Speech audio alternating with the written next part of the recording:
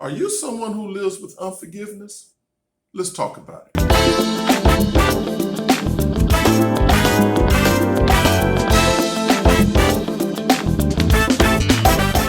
But what we want to talk about tonight, we want to talk about forgiveness, okay? And the reason that I want to have this discussion is because we did a couple of series. Our last two videos we did it on. We're talking about fatherless daughter syndrome. And one of the key components that we pointed out in these videos was the need that each person that was affected by it, that they forgave. They understood the importance of forgiveness or forgiving their father. I want to share with you a video, the video that my son had. He shared with me. And I think it's very interesting, and I'm hopeful that it would be helpful to many of you out there who may be dealing with unforgiveness in your heart. This year, my wife and I celebrated our 10th anniversary, and we had a family, and so our goal for this event was just to basically go around and thank all of our family and our friends who were there for the support that they've given us for over the last 10 years and what they've done to contribute to our success as a couple and as a family. And so it was time for my dad to be talked about, I guess. And I began thinking about everything that we had went through, everything that he tried to teach me. And it wasn't until recently, and I would say within the last 2 to 3 years, that I began to realize really what God was doing throughout my life, throughout his life, throughout the life of my mom as well. And I began to realize that, God was really showing me what forgiveness and the power of forgiveness and that it has. Real quick story, just to kind of give you an idea of what I'm talking about. My mom and dad according to them, didn't get off to the best of starts. My mom and dad, I believe, divorced when I was 2. Their relationship was not well. In fact, my dad was not very kind to my mom, and I didn't realize the impact that those first 2 years had on my mom until much later.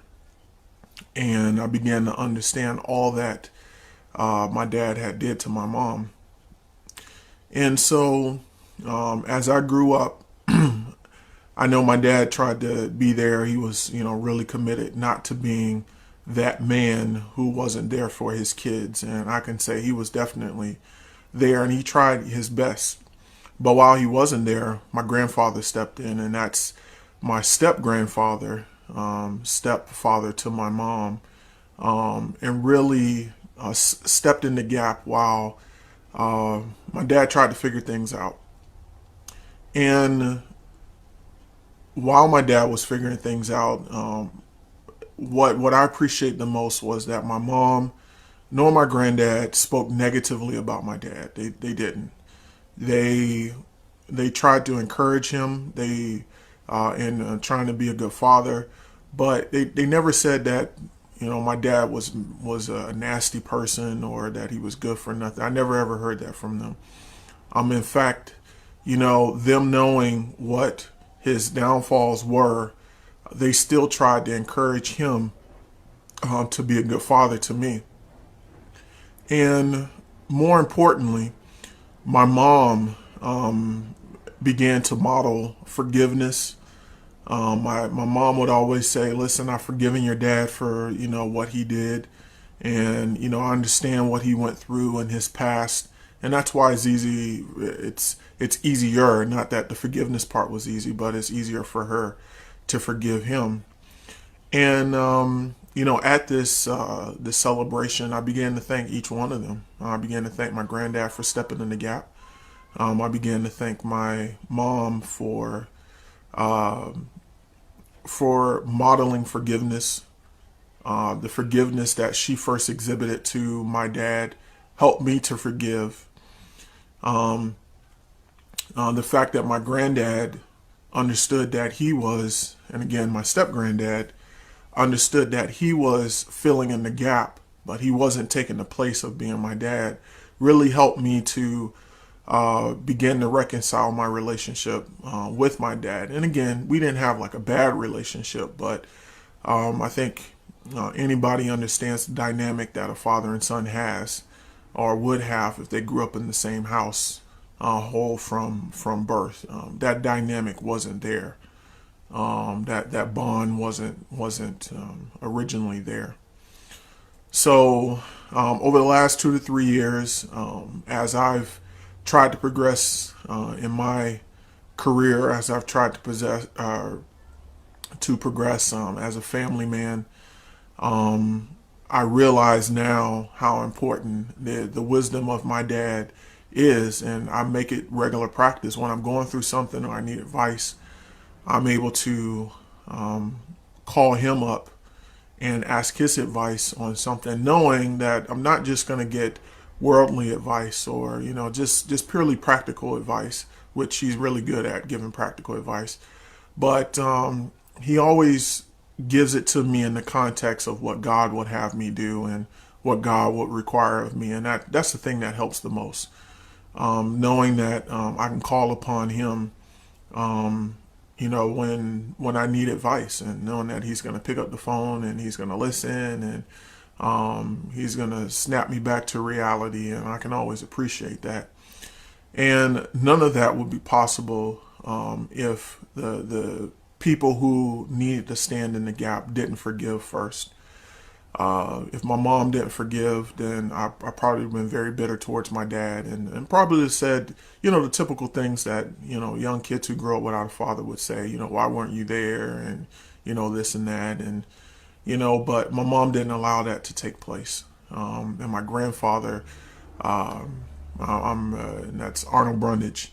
I'm very appreciative of the fact that he understood that he was just stepping in the gap, but not replacing my dad.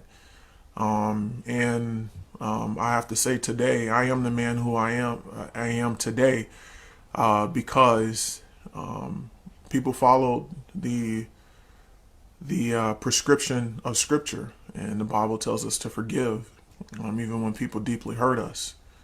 And particularly in my case, that forgiveness has helped the reconciliation of a relationship that's between me and my dad.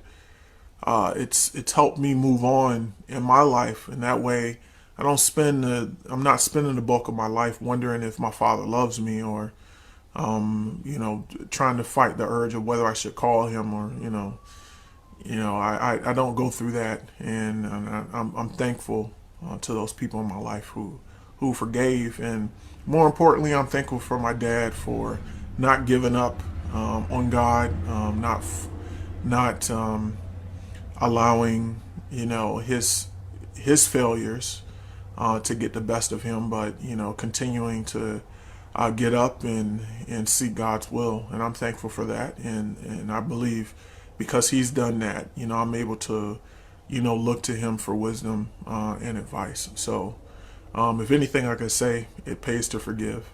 God bless. When it comes down to forgiveness, a lot of us struggle with that more than we think we do. Okay, and it's obviously that from a spiritual perspective, the enemy wants us to hold on to that. Why? Because that unforgiveness, it keeps the family especially divided. And one thing about unforgiveness, what it does to you, it will destroy you, the one who refused to forgive. It will destroy you. It would take you out. It would disrupt your whole entire life. And I'm telling you what I know because I live with it for 30 years. And let me say this here. Now, me being a Christian, I'm in church. I'm professing Christ. I'm professing salvation and all of those things that, we all do. But yet still, I was holding something in my heart against my father. Okay, so again, you know what? I'm so grateful that God spared his coming, that Jesus spared his coming, because if not, I would have died in my sins because I was beholding no sin at that time. And I'm not here to preach to anyone, but I'm just wanting to be realistic about it. It's some key things there that he has said. Was that, and I thought that was good that he said that his mother modeled forgiveness. Okay, she modeled forgiveness so that he can forgive. It allowed him to forgive. Okay, but guess what? If I had never forgiven my father, my son could have never forgiven me. Okay, because you reap what you sow. All right. So again, look, whoever, even if your father, he abandoned you, don't hold that against him.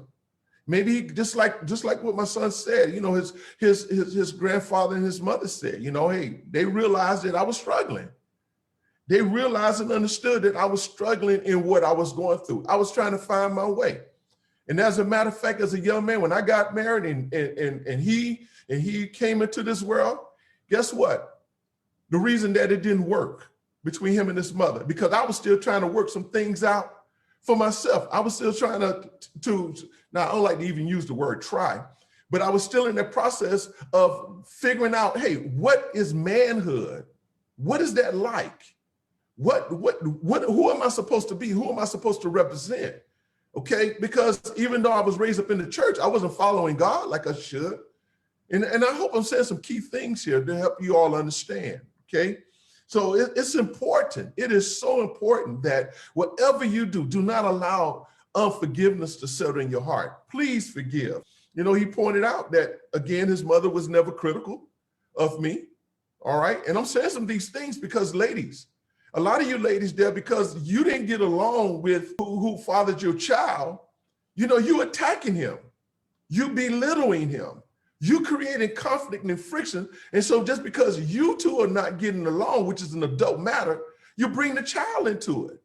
It's just like something that one of my guests said, that no matter what her father did, and no matter what her mother said about her father, she didn't care. To her, her father was a king. He couldn't do no wrong. And I think it's a shame that you would want to take the innocence of that from that child.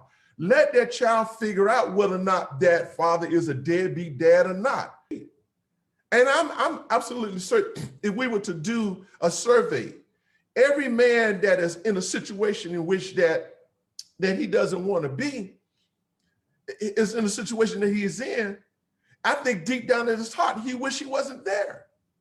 I believe that he really wished that he could do better. He wished that he does have the opportunity.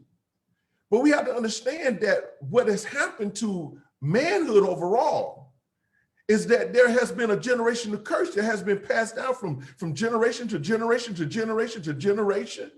And I know many of you don't get along with your father.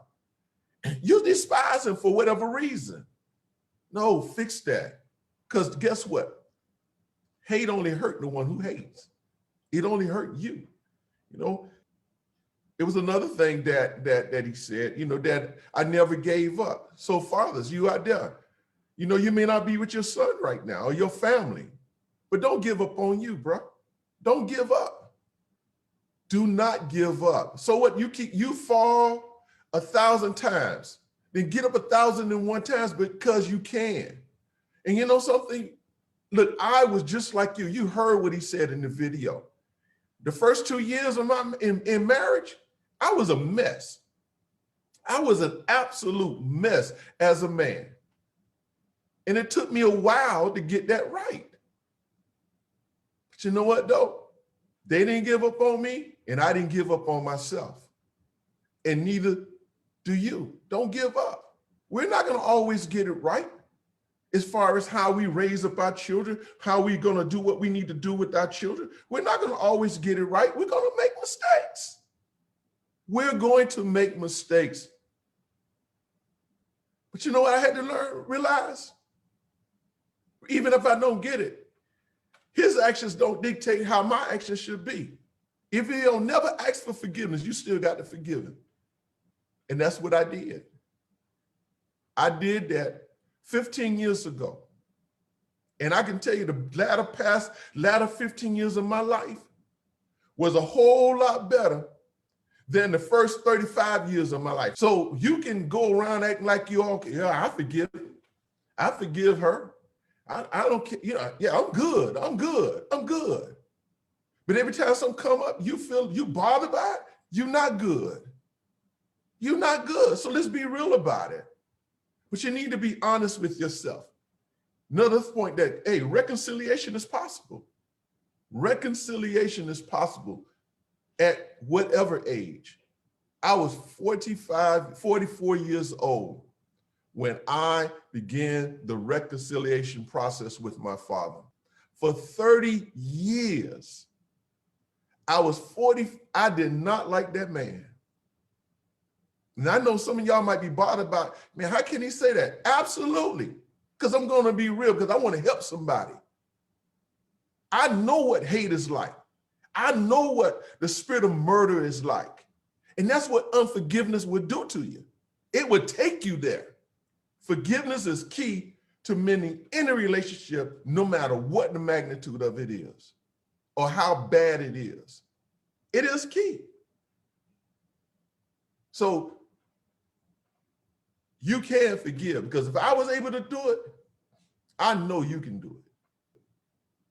So let me give you key steps to forgiveness. Number one, think about how it would benefit you. And not so much how it would benefit the other person. Because you feel if I give him, then he just getting away or she just getting away with murder. They the one treating me wrong. It don't matter. How dare you allow someone else's action dictate your response? The other thing, pray for them. Pray that they would come to the understanding of what they've done to you. But in the process of praying for them, pray for yourself. Man, can you imagine how many families have been destroyed because of unforgiveness? How many lives have been taken because of unforgiveness? Brothers holding, harboring hate in their heart against brothers, sisters against sisters, mothers against daughters, daughters against mothers. And you know what the thing is? It could be something so minute, and you lose a life over it. No, that's not going to help. Another tip on point I want to make with you, another step, you got to love them in spite of. You know what I learned? This is what I had to come to the realization. When I forgave my father, I forgave him without expecting him to forgive me. I forgave him without him expecting him to ever tell me directly that he loved me. I forgave him without any expectation that he would ever hug me as a son. I forgave him whether or not he felt, not without any expectations of whether or not he would feel remorse for his actions. I forgave him to benefit me. Some of you might be mad at your mom because she left your father.